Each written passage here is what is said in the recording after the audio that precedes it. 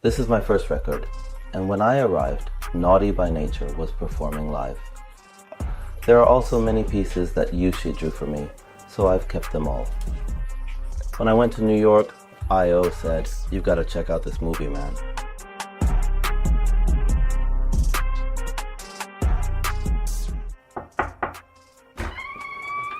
Yo.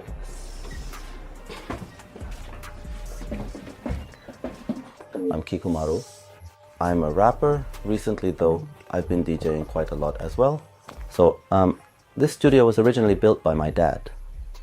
He's getting older now, but back in the day, he used to be in a band and played drums and all that. The studio had been sitting unused for quite a long time, so I decided to borrow it and start using it myself. These are like movie pamphlets, you know? I've displayed pamphlets for my favorite movies. In my hometown, there's a festival called Boroichi, where the shopping streets transform into a lively celebration. At the festival, there are tons of old movie pamphlets, or whatever you'd call them, like descriptions and materials about films from way back. I dug through them and picked out a few to use as decorations. Over here, most of the items are from movies featuring De Niro and Al Pacino. I'm a huge fan of films like A Bronx Tale and Casino, so I've displayed memorabilia from those movies in this section. It's pretty interesting. This place is in the basement, but light still manages to come in like this, both during the day and at night. I've also got a painting displayed here. This is an original piece that my senior, Takuya Kamioka, created for Ollie. He gave it to me, so I've put it up here. I do my recording over there and handle my mixing here. When I'm writing lyrics, I play music and write in this space. It's perfect for that kind of creative work. I share this studio with an engineer who's usually here most of the time. As for me, I like to work at my own pace and use the space whenever I feel like it. While the engineer is mixing, my friends or crew often hang out here. I've added my own touch to the space, like putting up NY maps and other things, so it really feels like my vibe has taken over the place. I picked these up on the streets of New York, like this one here too. When I first went to New York, I saw people drawing on the street and selling their artwork, so I bought a few pieces from them. I spent about a year in New York when I was around 24. A friend of mine, Yushi, who has sadly passed away, actually went to when he was just 15. He and some of our other friends would always tell us, "You guys absolutely need to go to New York." I decided that I would definitely go when I turned 20. When I finally made it there for the first time, I thought it was amazing. After that, I made it a point to go back every year. There's an area called Dumbo under the Brooklyn Bridge. My senior has an office around there, and it's also one of my favorite spots for the view. Whenever I'm in New York, I make it a point to visit. It's not that there's a New York thing special, but I just really like the scenery and the whole vibe. And the first place I lived when I went to New York was in Brooklyn, in an area called Park Slope. The park there is smaller than Central Park, but it's an amazing park, and I go there often. When I first started out, I'd put up stickers as I got them, but the space filled up quickly. Most of the stickers here are from way back, around 2011 or so. The stickers are mainly from Catley Records, who I work with, and friends of mine. Summit has a lot of my close homies, like QN, who I've known since way back. Juma, who I've been working on tracks with recently, is a senior from Similab and is also part of Summit.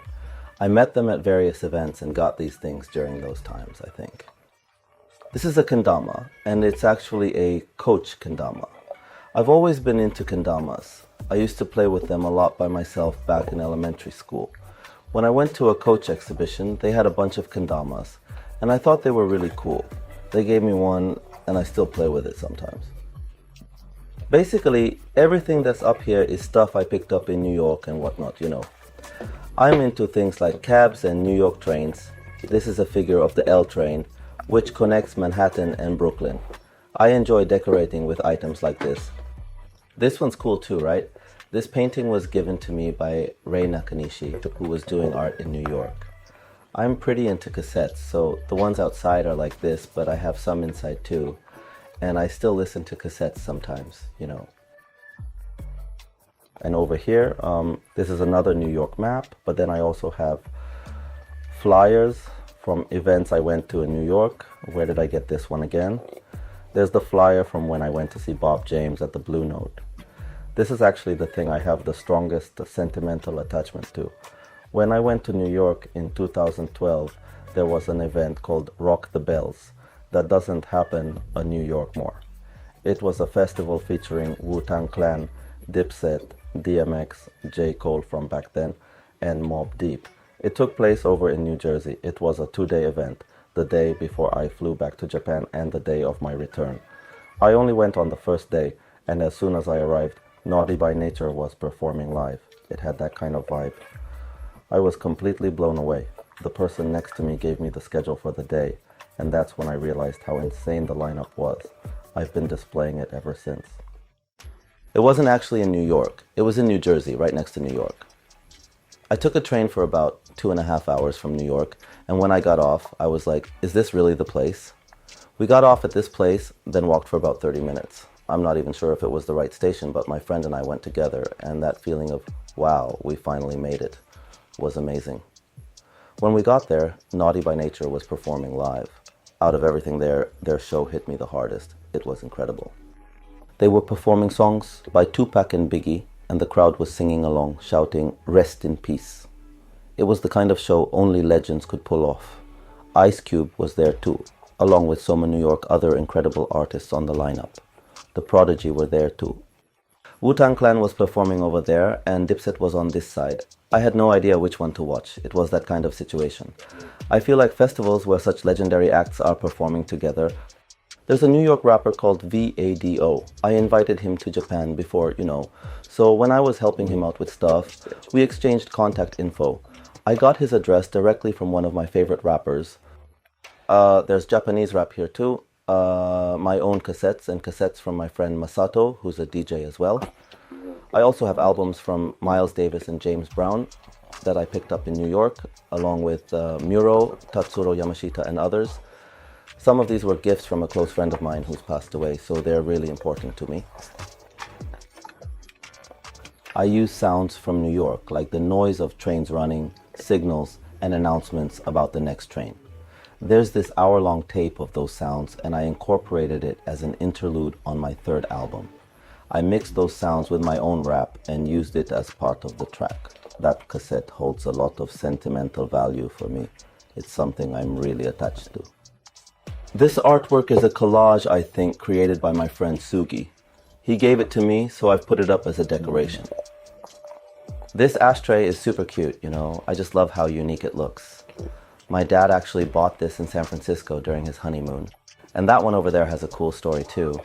When I went to New York, Io recommended it to me. He was like, "You've got to check out this movie, man." Ever since I watched it, I've been displaying this as a little tribute. At first I was just using thumbtacks to put it up, but it kept falling down all the time. So eventually I decided to frame it properly. It even has Black Rain written on it, which is kind of cool, right? Before I went to New York, he told me, "You got to watch this, man." So I said, "Thanks." When I finally got to New York, I couldn't really watch it there. Even if you use Netflix over there, everything is in English. So there were times when it was a bit hard to fully understand. We used to write lyrics on the spot, listening to the music right here. We'd say, "Let's use this one." And then it'd be like, "Give me some paper." Or a New York one got a pen. That kind of vibe. We did that a lot, so we're definitely part of that paper culture. Even now, of course, I write my lyrics by hand at times, but I have so many New York of them, I don't even have space for them all. Just the EPs and albums that I released in the past would fill up this space here. I can't even fit all my friends' stuff. It's already spilling over to the back and keeps growing. Once it's completely filled, if it doesn't fit in the back or in New York where else, I just can't put it up. But it's always been lined up like this from the start.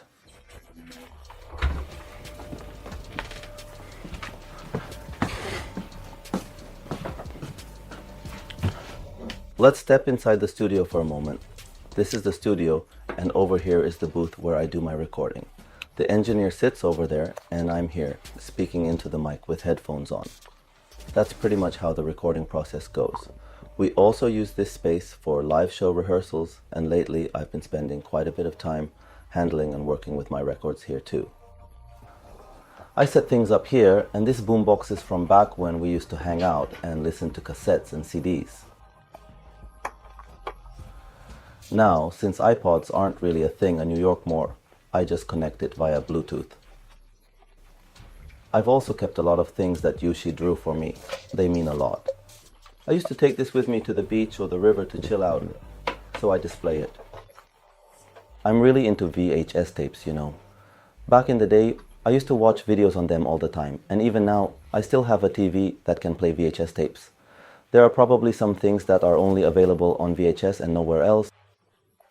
I really like the Snoop Dogg and Biggie figures, so I was thinking about where did I buy this again?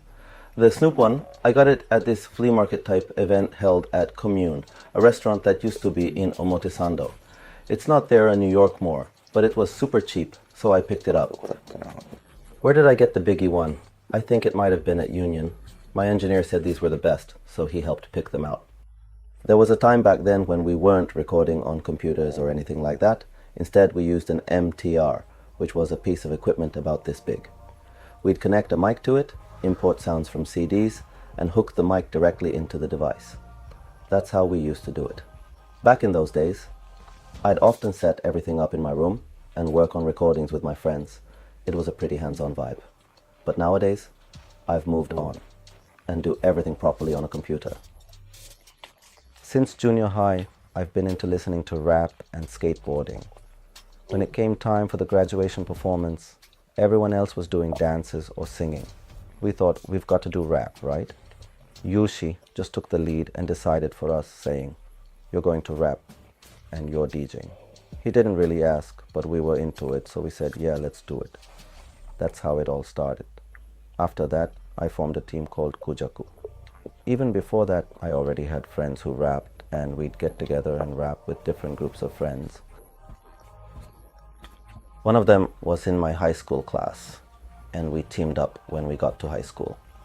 Later, I met some seniors and guys my age at clubs near my high school in Machida. We all talked and said, let's do something together, which led to forming Kujaku. Then there was Hokuto, a guy a year younger who played the MPC. When he got into college, I asked him for a beat, and he said, let's work on something together. As things grew, I kept working with Kujaku. Back then, we weren't called Candy Town yet. There was another group, Bankroll, made up of guys my age, and we often performed at the same events. We kept running into each other and performing together. It became a regular thing. The guys around me were incredibly cool, and I looked up to them. I wanted to be like them. At the same time, I felt this drive to surpass them. That made me start thinking about what I could do, which eventually led me to join MC battles and similar events. Honestly, I didn't really want to do MC battles, but back when I was 19 or younger, more than 10 years ago now, MC battles were hugely popular. I ended up participating in a lot of them. For me though, MC battles are just that, MC battles. It's their own thing. I feel like they started becoming popular again after I stepped away from them. During that time, instead of battling, I shifted my focus entirely to my music. I worked hard and released several albums. Recently, I've been getting invitations to get back into battling. Since I'm about to release a new album, I want new listeners to check it out and understand what kind of rapper I am. That's why I'm considering getting back into battles again. This is a painting from Sheta, who I've been working with recently. He mentioned that he just set up an office nearby. We started hanging out, and when I visited his office, he gave me this painting. It has a New York theme, and I thought the cap drawing was really cute, so I decided to frame it and display it here.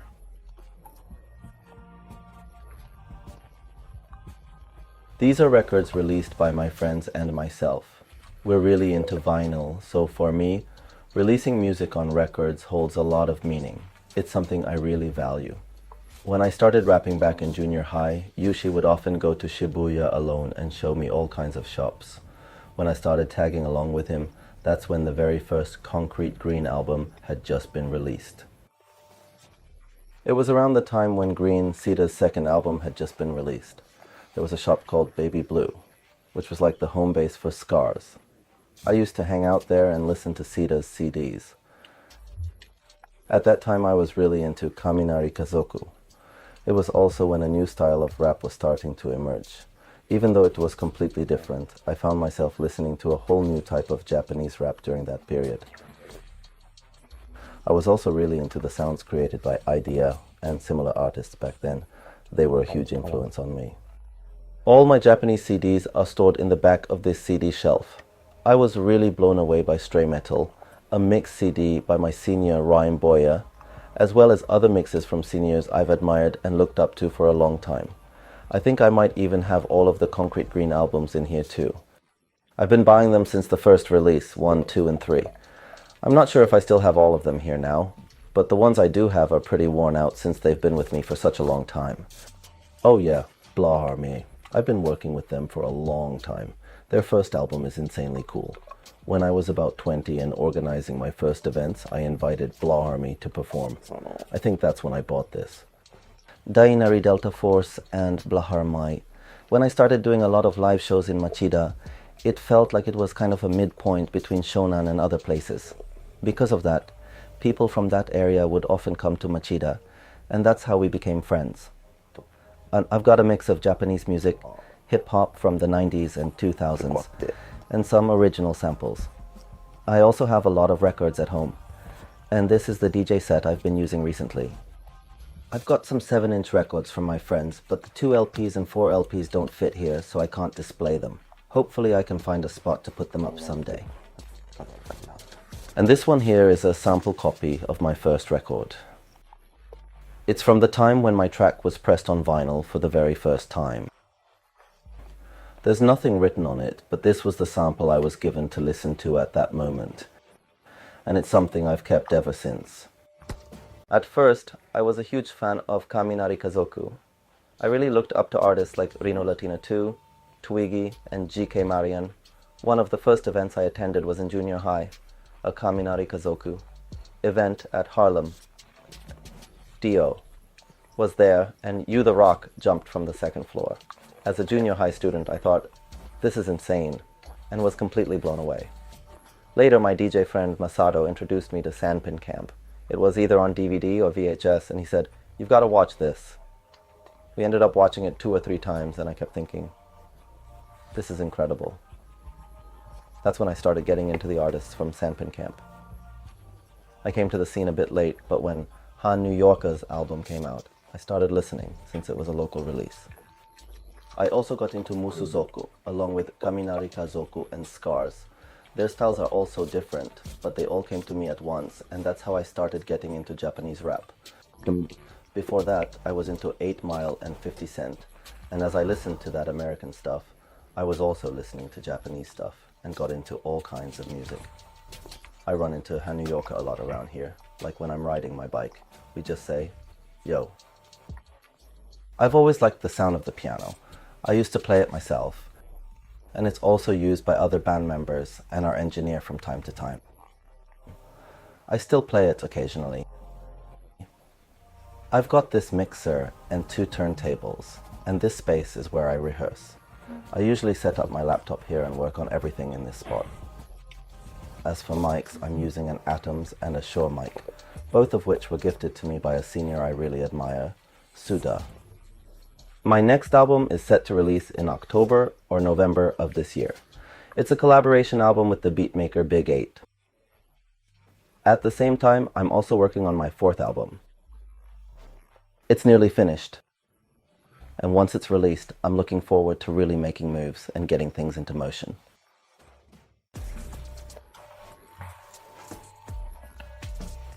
Yeah, over here I keep all the hip-hop CDs and mix CDs I used to listen to back in the day. I did try to organize them alphabetically a long time ago, but honestly, they're all over the place now. People who come over often say, I'm borrowing this, and then the CDs just end up disappearing. This is a Hummer that still plays CDs. I bought it recently, but I haven't done a sound check on it yet. I got it because I wanted to listen to CDs on it, but for now, I'm just displaying it. This is my dad's drum set. He used to do live shows about once a month, but he hasn't been playing much lately since he's getting older. Still, this is the set he used all the time. I sit here during rehearsals, or when the studio feels a bit cramped, and I need a space to write songs. This cushion was made by my homie, KB. It's a chicken over rice cushion, and I think it's a collaboration between Lafayette and the Halal Guys, the well-known spot in Midtown, New York. This is a collab cushion from that famous chicken over rice place. I'm a huge fan of their chicken over rice. When I shop for clothes, I usually go for Polo Ralph Lauren since it's my favorite brand. I'm also really into vintage clothing in general. I have some collector friends in New York, and sometimes I trade with them, buy and sell, and do things like that. It was often about building up my collection with the pieces I really loved. Other than that, yeah. Like today I'm wearing a Giants jersey, which I got from Grow Round in Shibuya.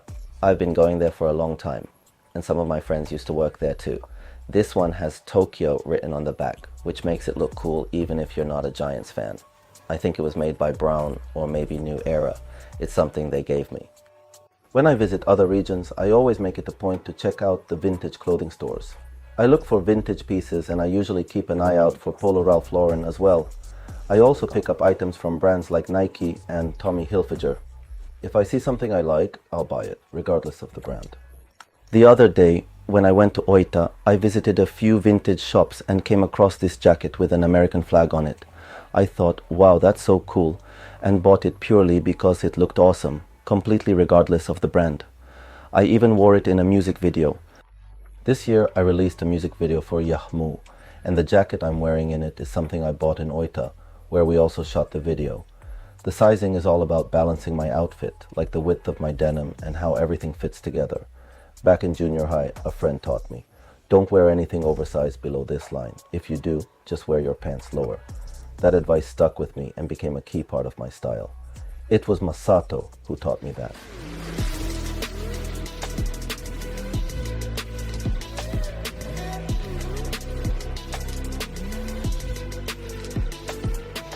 This has always been my setup, and with my growing collection of records, I'm considering creating something for my studio.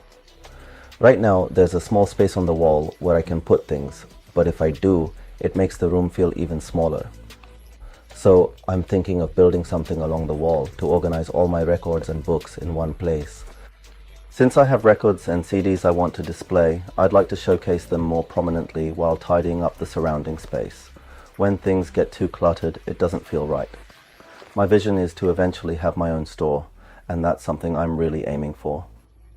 I'm a big fan of New York, and I'd love to create a space where I can sell New York themed goods. At the same time, I want it to be a place where people can do DJ sets or live performances, a space where everyone can come together and connect. That's a vision I have for the future. To make that happen, I'd like to take all the New York themed items I'm currently displaying here and bring them into that space.